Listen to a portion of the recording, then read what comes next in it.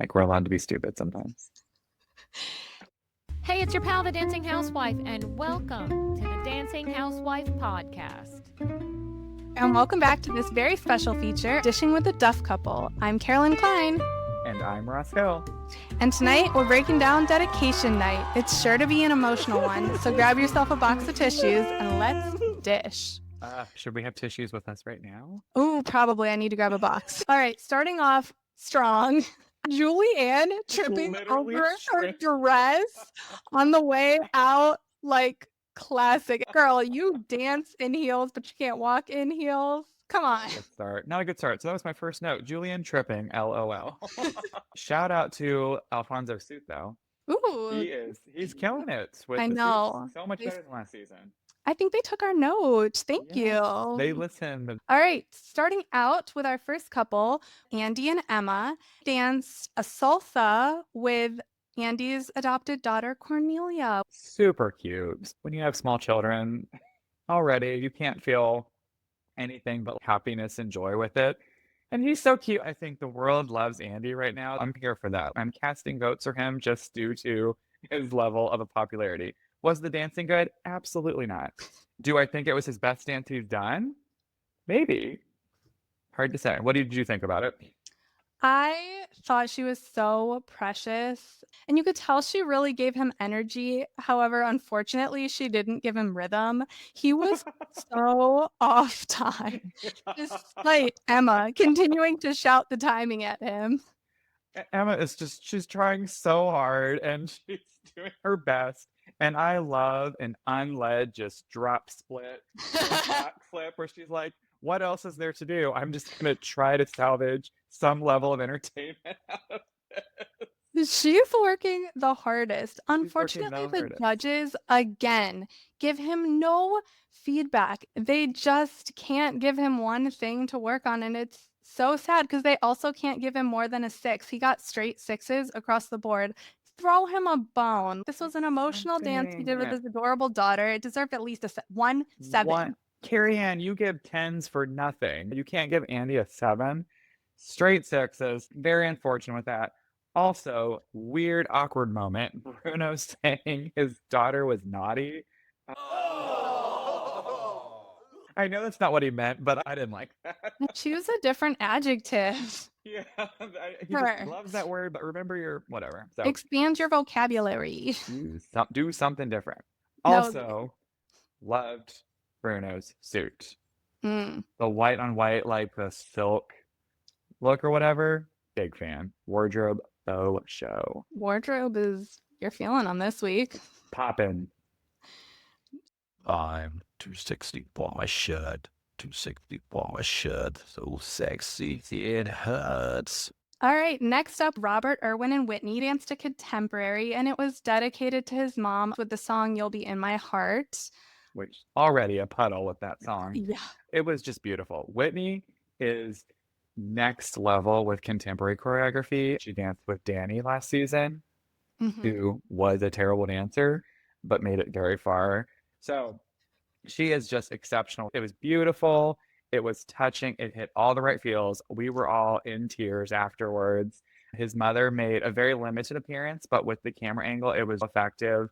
And all it needed was a little handhold and a hug. And it was beautiful. I really liked that for Robert. I think he had a very emotional week leading into that. And so I thought it was just a beautiful, beautiful production. We love a guy being in touch with his emotion. I'm always so impressed with his ability to point his toes, which is so unusual for somebody without a dance background. And he really extends all the way through his fingertips, through every line, and connects it all. So it was just a stunning performance in total. Also, his sister running out unscripted from the audience for a hug during the feedback was so precious. Bruno was crying. Yeah. Julianne was crying. Alfonso, the people in the background. Emma lost it. It was just very touching. And I think we love that in this dark world. Sometimes that's really nice to see. The judges agreed. They got 8, 9, 9, 9. Amazing. Love all of those 9s. It was a very high score. I will say, Carrie Ann making all about herself as she's crying.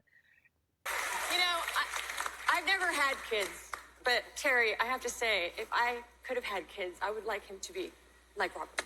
As someone who's never had kids and who could never have kids, yet I was like, Don't make this about yourself. it wasn't girl. about It's not you about at all. you. She's telling this emotional mother about her son as a woman who couldn't have kids of her own. I just want to let you know. I wish I had shut some up. kids. It's Yeah. not about you. Yeah, That was move so on. annoying. So annoying. So can't forget that moment. Whatever. Our next couple, Elaine and Alan, did a foxtrot dedicated to her best friend, Lisa, Dancing to Everlasting Love. So for those who don't know, that song was from The Parent Trap as well. I loved this number. It was very innovative. I loved how he incorporated it into a 3-person foxtrot versus swapping. They had moments where they'd break apart and they had their friend moments too, but I loved Alan's choreography. This is one of his best routines, honestly. And it had really good foxtrot content too. And it is so hard to dance a partner dance with 3 people, and he did it so seamlessly. I laughed out loud when she brought the little bell out to bring in Lisa. Hilarious. Another Parent Trap reference. Also their outfits were really pretty, and we finally saw a tail suit in And he looked Northern. great. He looked great. Very like chorus lane-y vibes or whatever. Lisa did a phenomenal job for Yes. also not having dance experience. She had a lot. Terry Irwin, emotional. She came out and was in it for 5 seconds. Lisa was in it for the The whole entire time. dance. So and I feel good like job. she got bonus points for that because she was in it, and it was just such a beautiful tribute to a strong friendship. You could really tell that they've been through so much together as friends, and I feel like that was infused in the dance. Would love for Lisa to be on next season because I think she'd do great if this. Let's anybody campaign for that. Yeah. Start that trend now. Lisa Please. next year. Would vote for her. Also, can't go without saying shout out to Lisa's pivots. Not like she danced well, but she did pretty decent pivots. They were probably better than hers at one point. Maybe still. I don't know. And having multiple members from the cast of Parent Trap in the audience was so cute, but I was like, where's Lindsay Lohan and her twin? She's in Aruba or Dubai or something. Where's her twin? Where's Lindsay Lohan and her twin, Teresa Lohan? MIA. They're busy. You know what else was MIA? Those scores. That they got 8, 7, 7, 8. That was a travesty. That was so underscored. I am so upset about it because this was my favorite dance of the whole night for sure. And Me too. Elaine didn't deserve that score, and Alan's choreography absolutely did not deserve that low of a score. It is so hard to dance with 3 people and do it well and flow through all of these different formations and have a lot of standard frames still in there with 3 people. And it was one of the few non-contemporary numbers too. So they were putting the ballroom technique and everything. The internet is hot right now about it. TikTok blew up, and there's all these things about how disappointed people are in the scores. And so the internet is on our side. So they're going to get some votes next week for sure. I'm not one that usually votes, but I sent in 10 immediately because that was terribly underscored and a huge disservice. Rude. Agreed. Okay, enough of that. Whitney and Mark did the contemporary, and it was dedicated to her husband. Her husband, Connor, right?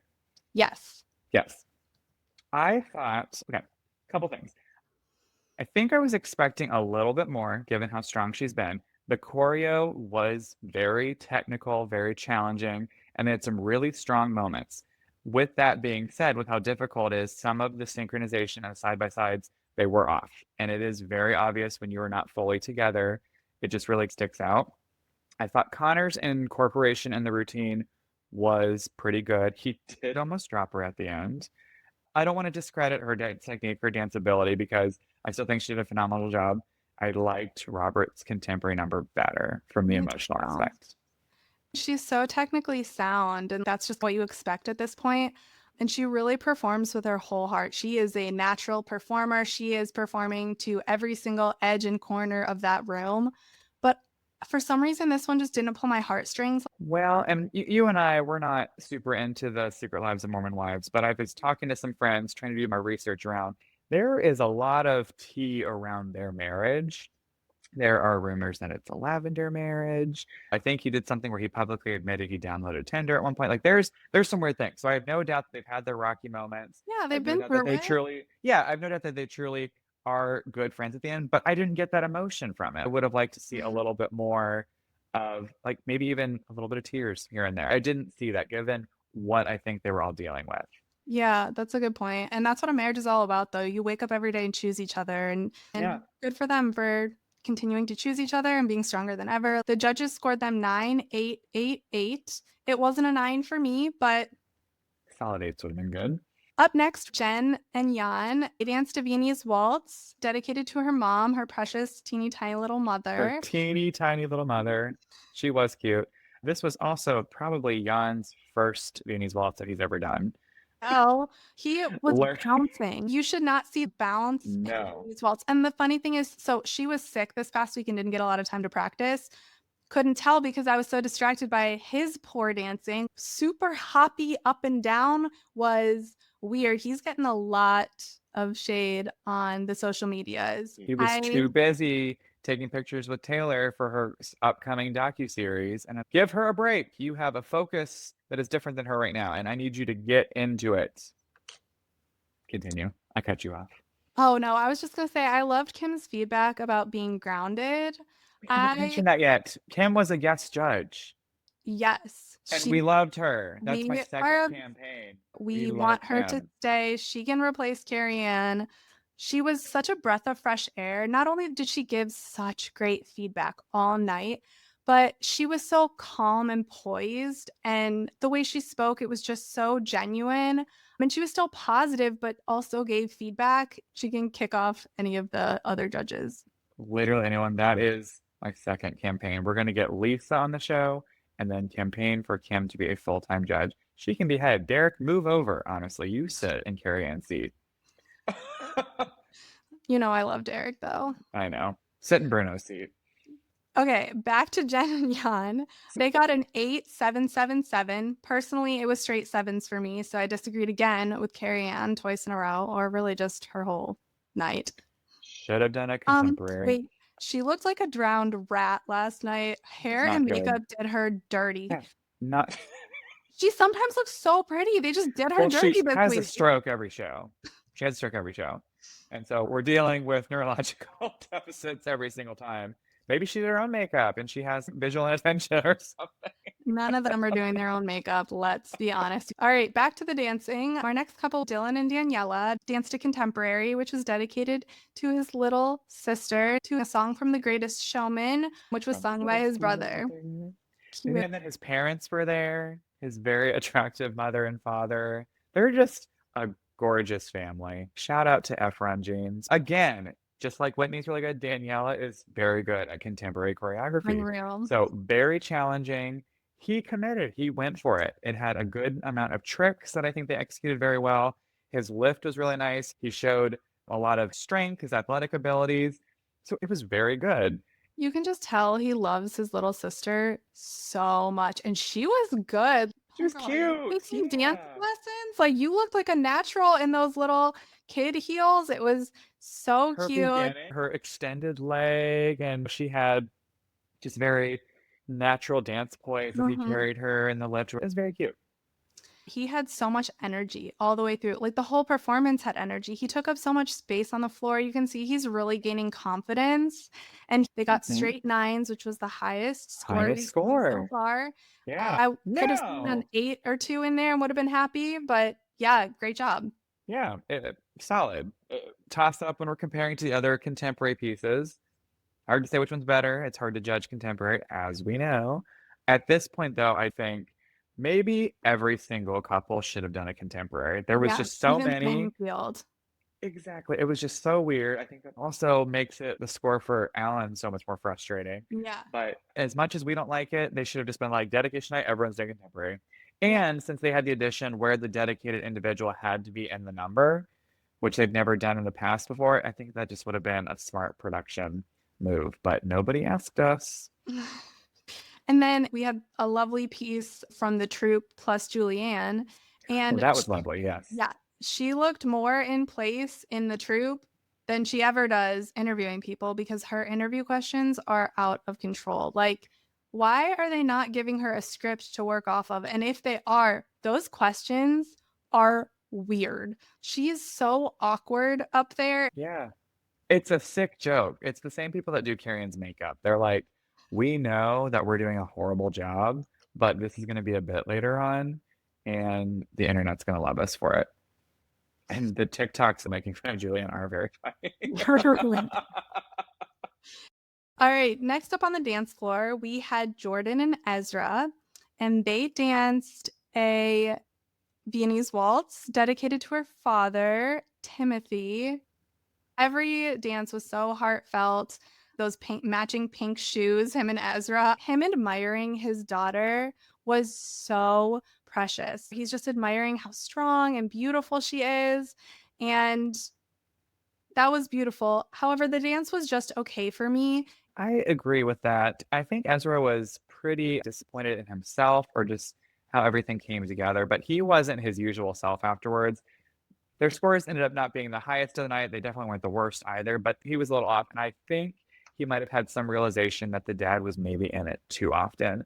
The dad made a lot of mistakes, which we can't judge for that. He's just learning, but they were distracting. And since it was such a significant part, I actually really enjoyed the brief moment of time where Ezra and Jordan danced together. I thought they had a lovely shadow line. I thought her heart was okay. Like, I thought she was just really into it. So she had a relaxed feeling. She was leaning into his arm. I don't know. She looked tall. She looked very present with it. I liked that moment. I wanted to see them dance more. So. And the judges scored them 8, 8, 8, 8, 8s across the board. It was a little high for me personally. I could have done with a 7 or 2 in there. Next up, Scott and Riley danced a foxtrot, and it was dedicated to his husband, Mark. I love that he started out by singing. Obviously, we know he's a great singer, but that was really beautiful and a great moment. I liked the dancing. I thought his frame was newcomer okay, right? Like his step size was decent. He could always be bigger, but it was like pretty good. He's definitely getting better. But I wish that Mark, his husband, was more involved instead of just standing there in the beginning and then running in the end. That's literally all he did. And I just wish they had incorporated him a bit more. His husband's extremely one note too. He's always just like overly gleeful and smiley. Oh, could use a little bit more depth, I think, you know? Yeah. He's just, and even if you like follow them on social media, he's just up here all the time, which is great. Love that. But variability is great too. I mean, I've said this before. I'm just not loving Scott's dance journey. I'm ready for it to be over at some point. The song was his song that he wrote for their wedding as well. I'm not sure if you mentioned that. So that was obviously very adorable. Frame was better, but his head weight is so awkward. So when he does his oversways, when he's doing anything, it's just so forward and he's so tall and lanky. Yeah. You're just like, so I appreciate it once again because Kim's a great judge. She stood up and she demonstrated a frame adjustment. That's good feedback. That's good thing. And Scott, honestly, with his dedication, will probably take that to heart and learn. And I appreciate that for him. But he's just dealing with that raggedy, slender man body. It was also hard that, again, like they had a foxtrot when there were so many contemporaries. I wonder what he would have done with a contemporary.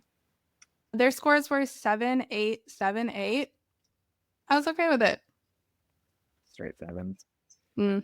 Fair. I would not have been mad with that either. Yeah.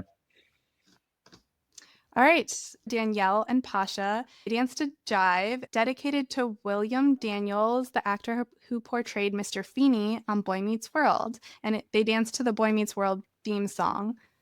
The build-up was great. I loved the background story. I loved her FaceTiming. I loved how they showed the raw footage of the last Boy Meets World episode.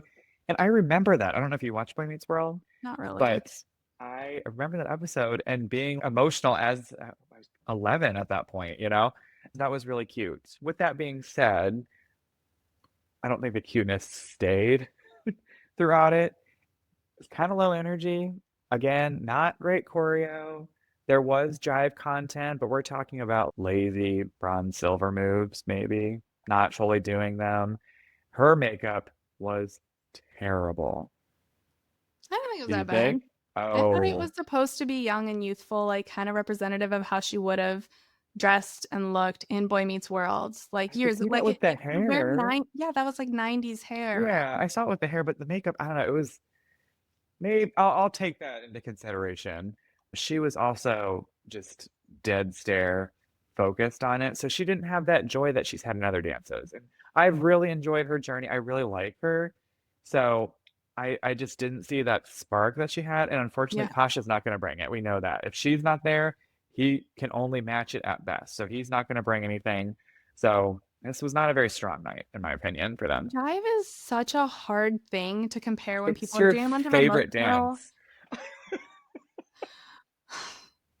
when people are doing a bunch of emotional dances and then you have this jive, it felt out of place and like jarring. She was clearly in over her head too, thinking too much. She wasn't smiling as much, like you said. Energy was low because she was trying so hard to keep up. I also feel like Pasha did a really poor job of choosing moves that did her justice. Like I agree. you know how some of the other pros make sure that no matter what they're doing, their partner looks good. Pasha just let her keep doing it, even if it wasn't going to work for her. No, I agree.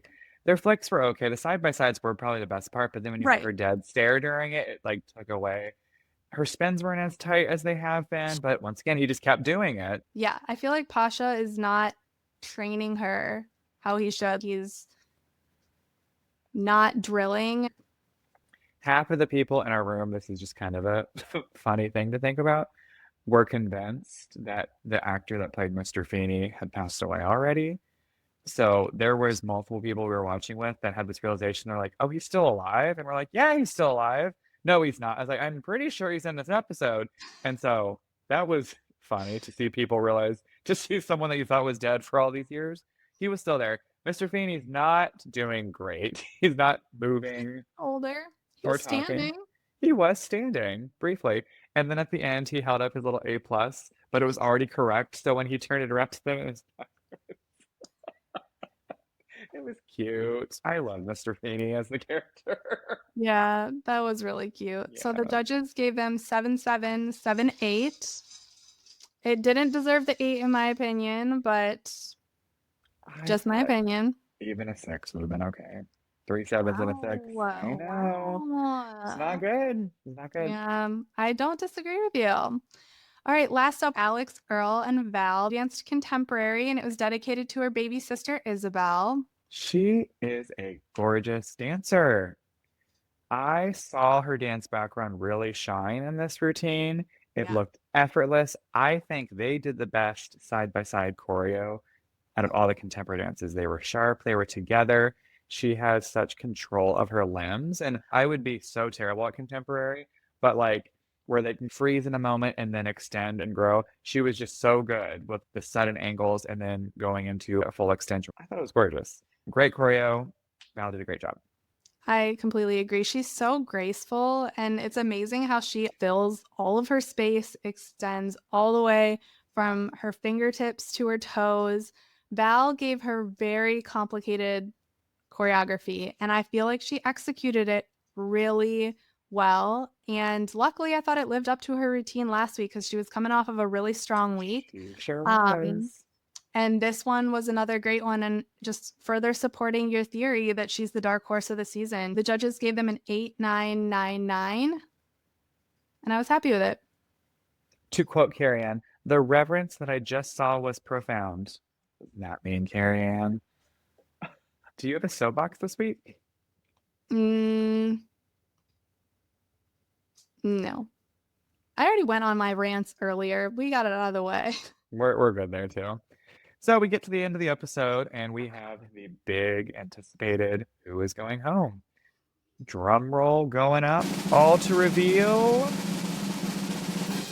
Nobody's going home. Everyone's safe. Everyone's So- safe. Yay! Which was nice, especially since they had people that they dedicated it to. So I totally get that. I just wonder, is there going to be a double elimination next week or sometime in the future? Or are they just doing this to extend the run? So Andy has made it to week 6 of Dancing with the Stars. Who would have guessed? Nobody. Nobody. Except for No, Graham, that's who is my husband, voting for him every week. That is true. Have any of your top 3 or your predictions changed? still really rooting for Robert and Whitney to continue to do better. I was happy to see how they did this week, but they are on my fantasy team, so I'm gonna need them to continue. Dylan's still looking good, and then of course Alex. Elaine and Alan are creeping up there though. Elaine and Alan. I think they'll They're be the gray horse. 4 or 5. Yeah, for sure. He'll make it to creeping up another there. finale. I agree. Who's going home next week on Wicked Night? I think Andy. Maybe it's his time. I'm ready for it to be his time personally. It's been fun. I think he's got one more left in him, and I think Danielle and Pasha will be next. Okay. I could see it. But we'll see. No idea. So, Carolyn, I have to ask you, if you were on Dancing with the Stars on dedication night, who would you dedicate your dance to? Easy. My mom. She Of course. My mom. Of course. Yeah. Even though I'm a huge daddy's girl, my mom is an all-star. She threw 100% of herself into raising us 4 kids, and being that PTA mom, whatever we were into, she was into. And now that we've all grown up, she's thrown that into her advocacy work. I love that. Who would you dedicate your dance to? Well, other than you, because I think our content would be so funny, because our routine would be just so stupid in the best of way. It'd be so campy. I think it'd be fun. I would dedicate to my sister. Oh, I love all members of my family, but when I think about core memories, she's part of it, and we would have just so much material and nostalgia to use. So I'm going to dedicate it to Sam. oh. So leave us a comment with who you would dedicate your dance to. And feel free to comment, subscribe to the podcast.